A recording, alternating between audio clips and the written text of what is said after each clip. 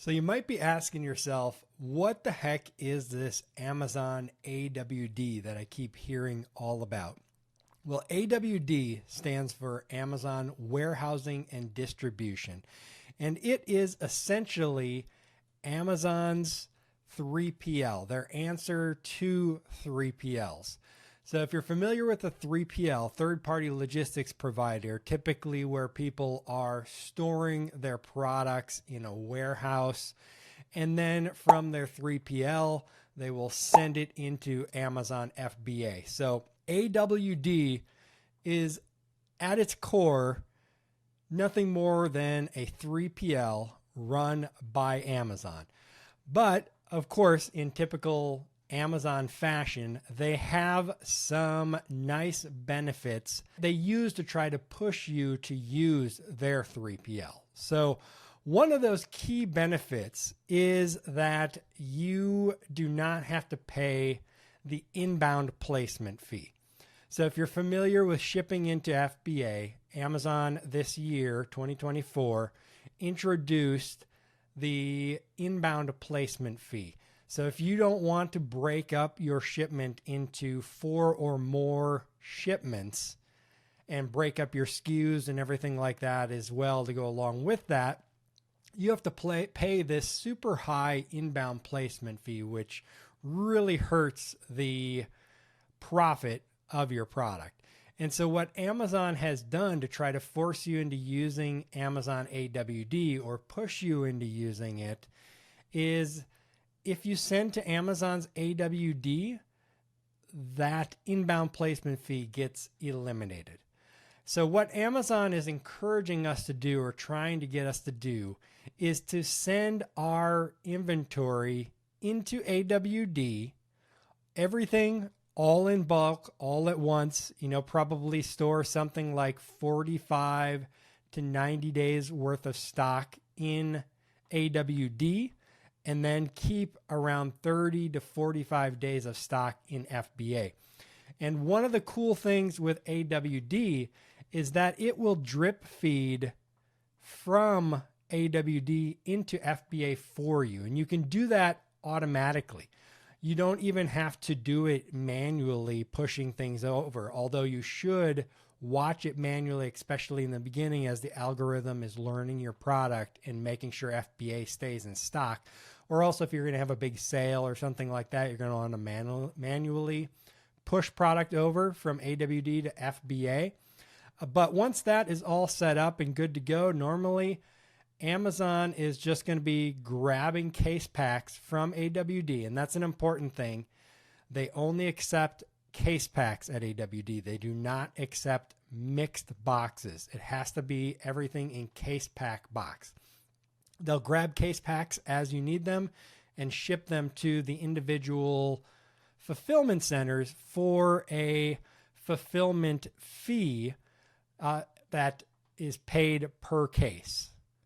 So currently, here are the fees that Amazon has. So for Amazon AWD, I should say. So the base rate for transportation to FBA is $1 per cubic foot. Integrated rate is 85 cents. Basically what that means is if you're using Amazon Partnered Carrier or AGL, which is Amazon's shipping services, if you're using those to send the product into AWD, you get the lower rate. So that's another incentive that they're giving you to use Amazon's shipping services instead of third-party shipping services. So it's going to be $1 a cubic foot or 85 cents a cubic foot at the recording of this video. You might want to go to this website, just search for Amazon AWD, and it's going to be one of the top results to get in here and look at the current fees. But as of right now, this is October of 2024. These are the rates. And the inbound fee for sending into Amazon AWD, the processing fee is going to be $250 per box or $213 per box. And then the storage fee is going to be a monthly storage fee, which is significantly lower than FBA. So if you add up all of these fees, sending to AWD and then dripping into FBA is going to be at least 50%, if not 75% or more cheaper than sending all of your stock directly to FBA and utilizing a 3PL and such. So they've got lots of incentives right now for you to use that. So that is essentially what Amazon AWD is. So if you've seen that out there, that's the basics. It's a 3PL that Amazon is running, and they are running promotions and pushing us to use it as much as possible because they want to try to keep us in their sphere of services so that they can control the supply chain and control the processing of your products is what I want to say. So they have them in AWD. They can quickly get them over to FBA for you. And if you're using their trucking, they're also giving you lower cost rates as well.